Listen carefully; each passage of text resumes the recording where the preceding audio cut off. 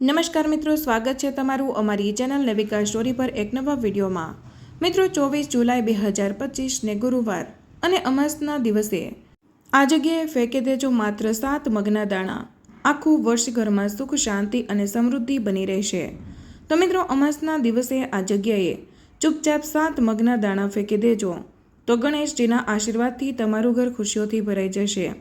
તમારા દરેક મનોકામના પૂર્ણ થશે, કારણ કે આ દિવસે અમાસ છે અને તમે પણ જાણો છો કે આ દિવસ અત્યંત મહત્વનો હોય છે એવું માનવામાં આવે છે। કેટલીક વાર મોટી પૂજા અને અનુષ્ઠાનથી જ મનોકામના પૂર્ણ નથી થતી, તે આ 7 મગના દાણાનો ઉપાય કરવાથી પૂર્ણ થઈ શકે છે। આ ઉપાય ઘણા લોકોએ કર્યો છે અને તેમને આ ઉપાય કરવાથી ચોક્કસપણે ફળ મળ્યું છે। જો તમે પણ આ ઉપાયને અમાસના દિવસે કરવા માંગો છો તો પહેલાં ઉપાયની સારી રીતે સમજી લેજો, સાંભળી લેજો અને પછી કરજો। આ ઉપાય કરવાથી તમને ચોક્કસ ફળ મળશે। તો ચાલો જાણીએ આ ઉપાય કેવી રીતે કરવાનો છે, ઘરમાં રાત્રે કઈ જગ્યાએ કરવાનો છે અને કેટલા વાગ્યે કરવાનો છે, અને આ ઉપાય કરતી વખતે તમારે કઈ બાબતોનું ધ્યાન રાખવાનું છે તે અંગેની તમામ માહિતી આપીશું।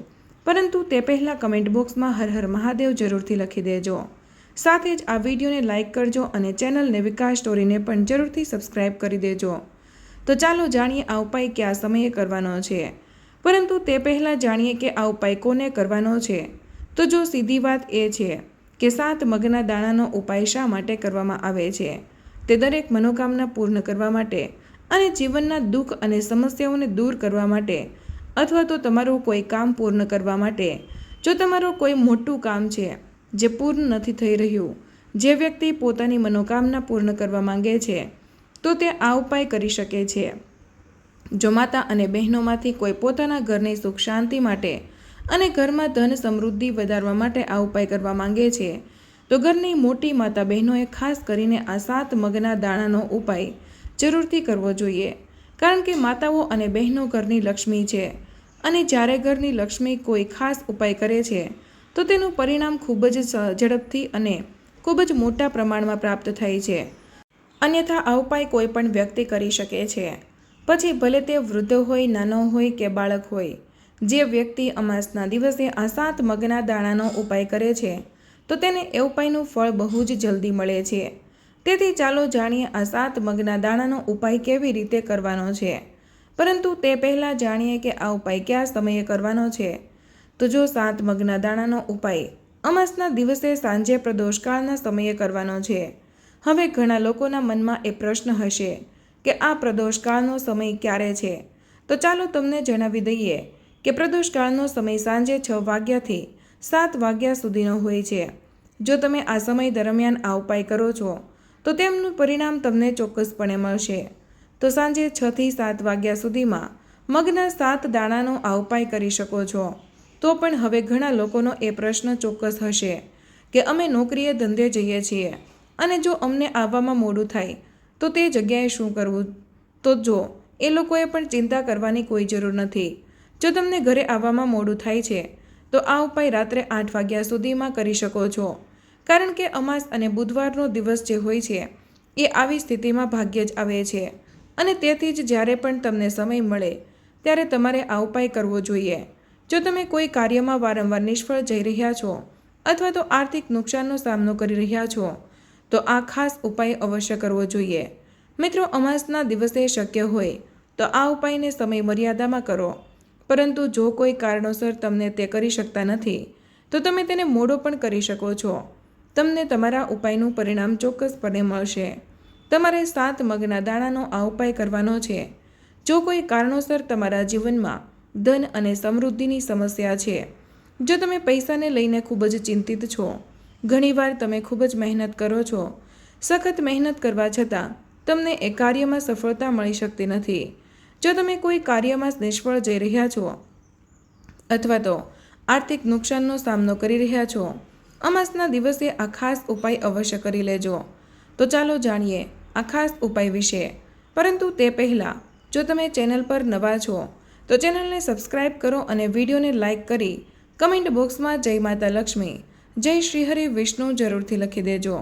મિત્રો, અમાસ એ કરવામાં આવેલો આ 7 મગના દાણાનો ઉપાય તેની સાથે મહાદેવને પણ સમર્પિત છે. તે ભગવાન ગણેશને પણ પ્રસન્ન કરશે. આ વિડીયોમાં આપણે આદરણીય ગુરુદેવ દ્વારા આપવામાં આવેલા 2 ખૂબ જ ખાસ ઉપાયો વિશે જાણવા જઈ રહ્યા છીએ. જો તમે તમારા કોઈ પણ કાર્યમાં અવરોધોનો સામનો કરી રહ્યા છો, જો તમે કોઈ પણ પ્રકારના કામમાં સફળ ન થઈ શકતા હોય, અથવા તો જો તમે તમારી વૃદ્ધિમાં સુધારો કરવા માંગતા હોય, અથવા તો તમારા જ્ઞાન અને ડહાપણમાં વધારો કરવા માંગતા હોય, તો ખાસ કરીને આવા લોકો માટે આ પહેલો ઉપાય છે. તો જુઓ, આ ઉપાય કરવા માટે સૌપ્રથમ તમારે 7 મગના દાણા લેવાના છે. મિત્રો, આ ઉપાય માટે તમારી પાસે જેટલા પણ મગ હોય તેટલા લીલા પણ મગ, એમાંથી 7 મગના દાણા લેવાના છે. પરંતુ ખાસ તમારે આ વસ્તુ લેવાની છે. આદરણીય ગુરુદેવે આ ઉપાય જણાવ્યો છે કે તમારે જે લીલા મગના દાણા લેવાના છે અને તેમાં આખા હોવા જોઈએ, એટલે કે તે તૂટેલા હોવા જોઈએ નહીં. આ માટે તમારે 7 મગના દાણાની જરૂર પડશે.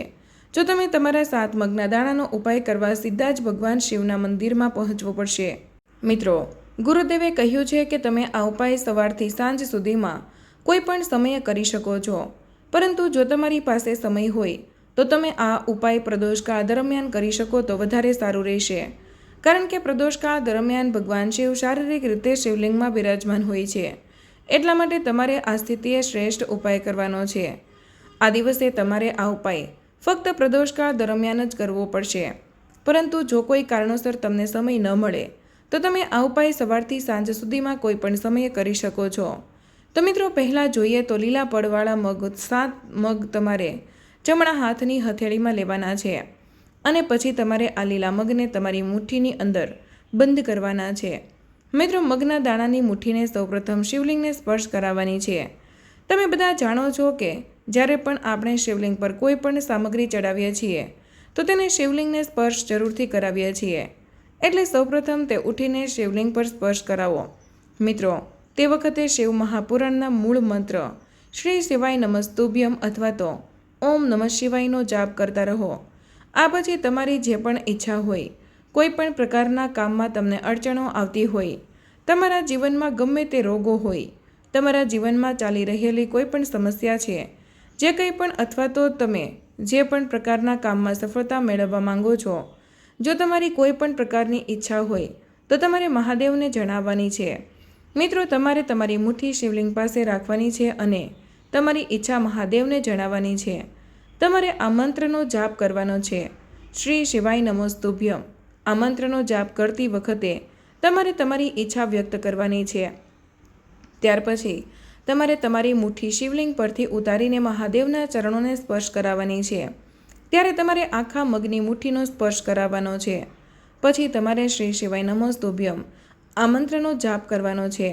અને તમે જે મંત્ર બોલ્યા હતા તે ફરીવાર બોલવાનો છે. જે તમે શિવલિંગની સામે બોલ્યા હતા તે જ ઈચ્છા તમારે ત્યાં પણ કહેવાની છે. પછી તે જ મુઠ્ઠી મગને નંદી મહારાજ પાસે લઈને જવાના છે. તેને સ્પર્શ કરાવીને ત્યાંથી પણ આ મુઠ્ઠી હટાવવાની છે. અને હવે આ મુઠ્ઠી લઈને તમારે આસપાસ કે શિવ મંદિરની આજુબાજુ જ્યાં પણ બીલીપત્રનું ઝાડ છે ત્યાં જવાનું છે. મિત્રો, ખાસ ધ્યાન રાખો કે આ ઉપાય તમારે માત્ર એક જ વાર કરવાનો છે. અને ખાસ કરીને અમાસના દિવસે તેમજ જ્યારે પણ કોઈ ખાસ તિથિ આવે તો આ ઉપાય માત્ર તે દિવસે જ કરવાનો છે. એટલા માટે તમારે આ ઉપાયને ખૂબ જ ધ્યાનથી સમજવાનો છે. પછી ત્યાં પહોંચ્યા પછી બીલીપત્રના ઝાડને દર્શન કરો. તમારે તમારા મગના દાણાને બીલીપત્રના ઝાડને સ્પર્શ કરાવવાનો છે. અને તમારી જે ઈચ્છા છે તે તમારે શિવજીને કહેવાની છે. ત્યારબાદ નંદી મહારાજને પણ કહેવાની છે. અને પછી તમારે બીલીપત્રના વૃક્ષ પર લીલા મગના દાણાનો સ્પર્શ કરાવવાનો છે. અને ત્યારે તમારે શ્રી શિવાય નમસ્તુભ્યમ બોલવું પડશે. અને તે દાણાને ત્યાં બીલીપત્રના ઝાડને સ્પર્શ કરાવીને અર્પણ કરી દેવાના છે. અને શ્રી શિવાય નમસ્તુભ્યમ આ મંત્રનું સ્મરણ કરીને મહાદેવને પ્રાર્થના કરવાની છે કે તમારી જે પણ ઈચ્છા હોય તે પૂર્ણ થઈ જાય. હવે પછી તમારે તમારા ઘરે આવવાનું છે. ગુરુદેવે કહ્યું છે કે જે કોઈ અમાસના દિવસે આ ઉપાય કરે છે તેના જીવનમાં એવી કોઈ ઈચ્છા બાકી રહેતી નથી, એવું કોઈ કાર્ય હોય જે બાકી રહેતું નથી, જે સફળ ન થઈ શકતું હોય. જો તમે તમારા લગ્ન માટે આ ઉપાય કરો છો, નોકરી કે ધંધા માટે આ ઉપાય કરો છો, અને જો તમે દિલથી પ્રાર્થના કરી હોય તો મહાદેવ તમારી સંપૂર્ણ પ્રાર્થના હૃદયથી સ્વીકારે છે. એટલા માટે તમારે આ ઉપાય અમાસના દિવસે અવશ્ય જ કરવો જોઈએ. હવે ચાલો મિત્રો જાણીએ ગુરુદેવે આપેલા અન્ય વિશેષ અને ચમત્કારી ઉપાયો વિશે. પૂજ્ય ગુરુદેવે જે જણાવ્યું છે કે આ ઉપાયનો ઉપયોગ તમારી કોઈ પણ મનોકામના પૂર્ણ કરવા માટે કરવામાં આવે છે. આ ઉપાય કરવા માટે તમારે એક લોટનો દીવો તૈયાર કરવાનો છે અને તેમાં શુદ્ધ ઘી નાખીને તેને તૈયાર કરવાનો છે. પછી તમારે તેની સાથે એક લીલા મગના આખા મગને દાણા લેવાના છે. હવે તમારે બંને વસ્તુઓ સાથે લીધા પછી શિવ મંદિરે પહોંચવાનું છે.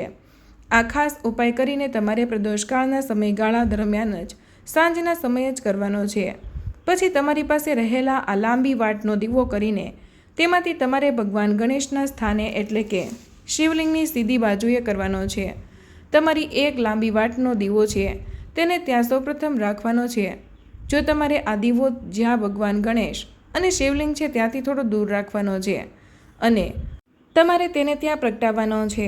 હવે તમારી પાસે જે મગના દાણા છે તે દીવા પ્રગટાવ્યા બાદ તે મગના દાણાને તમારે તે દીવાની અંદર મૂકી દેવાના છે.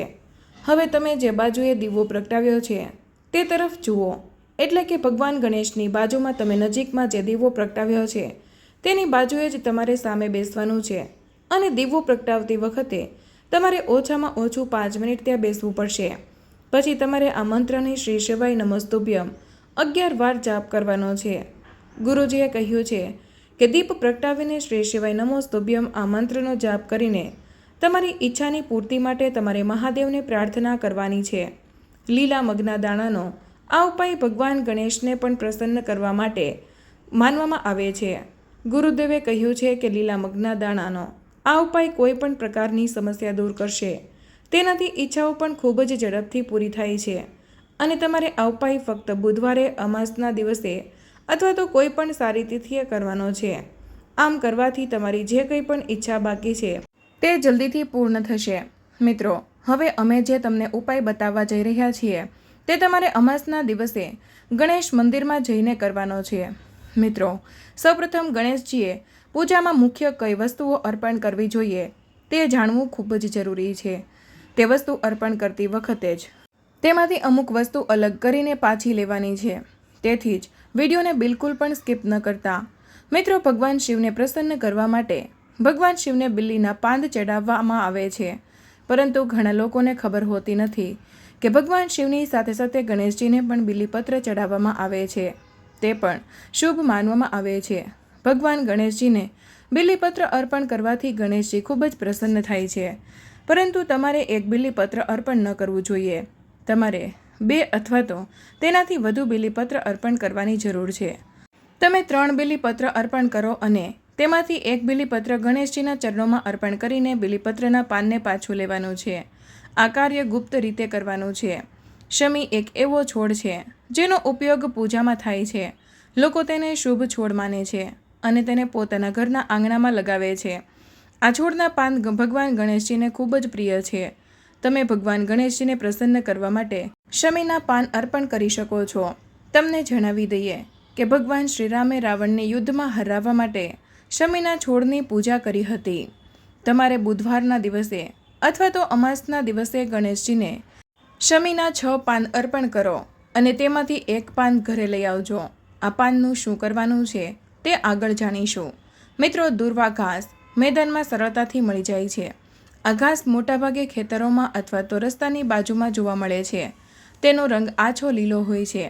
ભગવાન ગણેશને પ્રસન્ન કરવા માટે તમારે દરરોજ તેને 5 દુર્વા ઘાસ અર્પણ કરવા જોઈએ, કારણ કે ગણેશજીને પણ આ ઘાસ ખૂબ જ પસંદ છે. પરંતુ જ્યારે તમે ભગવાન ગણેશજીને દુર્વા ઘાસ અર્પણ કરો ત્યારે આ ઘાસ તેના કપાળ પર રાખો. તેને ક્યારેય પણ પગમાં ન મૂકો. તે ઉપરાંત જો શક્ય હોય તો ગણેશજીની દરેક પૂજામાં દુર્વા ચડાવો. પૂજામાં 21 દુર્વાની ગાંઠ બનાવવામાં આવે છે. આ પછી ભગવાન ગણેશના માથા પર 21 ગાંઠો મૂકવામાં આવે છે. જો દુર્વાના ઉપરના ભાગ પર 3 કે 5 પાંદડા હોય તો તે ખૂબ જ શુભ માનવામાં આવે છે. હવે તમારે દુર્વાને 6 અથવા તો 22 ગાંઠ અર્પણ કરવાની છે. તેમાંથી 1 ગાંઠ તમારે પાછી ઘરે લઈ આવવાની છે, પરંતુ તમારે આ કાર્ય ગુપ્ત રીતે કરવાનું છે. મિત્રો, મોદક એક એવી વસ્તુ છે જે ભગવાન ગણેશજીને સૌથી વધારે પ્રિય છે. તેથી જ તમારે તેમની પૂજા દરમિયાન તેમને મોદક ચોક્કસપણે અર્પણ કરવા જોઈએ. એકવાર ભગવાન પરશુરામ સાથે ગણેશજીની લડાઈ દરમિયાન જ્યારે તેમનો દાંત તૂટી ગયો હતો ત્યારે તેમણે ખાવામાં સમસ્યા થઈ રહી હતી. ત્યારબાદ ગણેશજીએ મોદક ખાવાનું શરૂ કર્યું, કારણ કે મોદક ખાવામાં ખૂબ જ સ્વાદિષ્ટ હોય છે અને તે નરમ પણ હોય છે. તો તમે ગણેશજીને 4 અથવા તો 6 મોદકના લાડુ અમાસના દિવસે અર્પણ કરી શકો છો અને તેમાંથી તમારે 1 લાડુ ઘરે લાવવાનો છે, પરંતુ આ કાર્ય પણ તમારે ગુપ્ત રીતે કરવાનું છે. મિત્રો, અમાસના દિવસે ભગવાન ગણેશને સોપારી અર્પણ કરી શકાય છે. સોપારીને ભગવાન ગણેશનું પ્રતીક માનવામાં આવે છે. ભગવાન ગણેશની પૂજામાં સોપારીનો સમાવેશ કરવો જોઈએ. સોપારીને ગૌરી ગણેશનું સ્વરૂપ મનાય છે, તેથી સોપારીની સાથે પવિત્ર દોરો પણ ગણેશજીને ચડાવવામાં આવે છે. તમે ભગવાન ગણેશને 2 સોપારી અર્પણ કરી શકો છો. તેમાંથી 1 સોપારી ગુપ્ત રીતે તમારે તમારી સાથે ઘરે લઈ આવવાની છે. મિત્રો, અમાસના દિવસે સવારે વહેલા ઉઠીને ભગવાન ગણેશજીના 12 નામનો જાપ કરો. સ્નાન કર્યા પછી સૌથી પહેલાં ઉત્તર દિશામાં ભગવાન ગણેશને જળ ચડાવો. આ દરમિયાન ધ્યાન રાખો કે જ્યારે તમે પાણી ચડાવો છો ત્યારે કાં તો એક વાસણમાં રાખવામાં આવે અથવા તો તે જગ્યાએ પહેલેથી જ ભીની હોવી જોઈએ. આ કાર્ય તમારે ઘરમાં કરવાનું છે. મિત્રો, આપણે અત્યાર સુધી જાણ્યું કે બુધવારે કે અમાસના દિવસે ગણેશ મંદિરમાં શું ચડાવવું જોઈએ. મિત્રો, હવે જાણીશું કે ગણેશજીના મંદિરમાં જે વસ્તુઓ ઘરે પાછી લાવ્યા છીએ તેનું શું કરવાનું છે. આ ઉપાય કરવાથી ધનની પ્રાપ્તિ થાય છે અને ઘરમાં સુખ સમૃદ્ધિ આવે છે. મિત્રો, બિલ્લી અથવા તો શમીના પાંદ મેં તમને ગણેશજીને ચડાવવાના કહ્યા હતા. તેમાંથી જે પાંદ ઘરે લાવવાના કહ્યા હતા તે પાંદને તમારે ગંગાજળમાં અથવા તો કોઈ શુદ્ધ જળમાં નાખીને ગણેશજીને પ્રાર્થના કરવાની છે અને પછી ઘરના દરેક સભ્યોને થોડા ટીપા પીવડાવવાના છે અને પછી ઘરની દરેક જગ્યાએ આ ટીપાથી છંટકાવ કરવાનો છે. આમ કરવાથી તમારા ઘરમાંથી નકારાત્મક ઉર્જાઓ દૂર થઈ જશે અને ઘરમાં સકારાત્મક ઉર્જાઓ આવવા લાગશે. તો હવે મિત્રો, તમે જે સોપારી ઘરે લાવ્યા હતા તેમાંથી 1 સોપારીને ગણેશજીના ચરણોમાં સ્પર્શ કરાવીને ઘરે લઈ આવવાની હતી અને ઘરના પૂજા મંદિરમાં સારી રીતે તે સોપારીને રાખી દેવાની છે. હવે જ્યારે પણ તમે ઘરની બહાર કોઈ પણ શુભ કાર્ય માટે બહાર જાઓ છો, કોઈ પણ નોકરી બાબત હોય કે બિઝનેસ હોય, કોઈ પણ શુભ કાર્ય માટે જતા હોય તો સોપારીને 2 હાથથી વંદન કરીને ભગવાન ગણેશજીને પ્રાર્થના કરીને જ ઘરની બહાર જવાનું છે. સોપારી એ ગણેશજીનું જ સ્વરૂપ માનવામાં આવે છે. તેને વંદન કરવાથી તમારા બધા જ કાર્યો સફળ થશે અને તમારા જીવનમાં જે કંઈ પણ બાબતો અથવા તો બાધાઓ આવી રહી છે તે આ ઉપાય કરવાથી જલ્દી જ દૂર થઈ જશે અને તમને દરેક કાર્યમાં ચોક્કસ સફળતા મળશે. હવે તમે જે દૂર્વા ગણેશજીના મંદિરથી લઈ આવ્યા હતા તેની તમારે 1 ગાંઠ લાવીને તમારે 1 વાસણ લેવાનું છે. તે વાસણમાં શુદ્ધ માટી નાખીને તેમાં તે દૂર્વા વાવી દેવાની છે. ત્યારબાદ તમારે કોઈ શુદ્ધ જગ્યાએ થોડી વધારે માત્રામાં દૂર્વા લાવવાની છે. તે દૂર્વાને પણ તેમાં વાવી દેવાની છે. આમ કરવાથી ગણેશજીના આશીર્વાદ તમારા ઉપર હંમેશા બની રહે છે.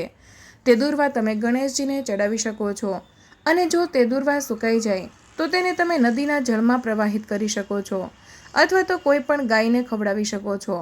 તો મિત્રો, આજનો વિડીયો અહીં પૂર્ણ કરીએ છીએ. આજની આ માહિતી તમને કેવી લાગી અને આ વિડીયો તમે કયા શહેરમાંથી સાંભળી રહ્યા છો તે પણ કમેન્ટમાં જરૂર જણાવજો. વિડીયો પસંદ આવ્યો હોય તો વિડીયોને લાઇક અને તમારા મિત્રો સાથે શેર કરજો. ચેનલ પર નવા હોય તો ચેનલને સબસ્ક્રાઇબ કરવાનું ભૂલશો નહીં. મળીએ એક નવા વિડીયોમાં. ત્યાં સુધી તમામ મિત્રોને જય શ્રી કૃષ્ણ. ધન્યવાદ.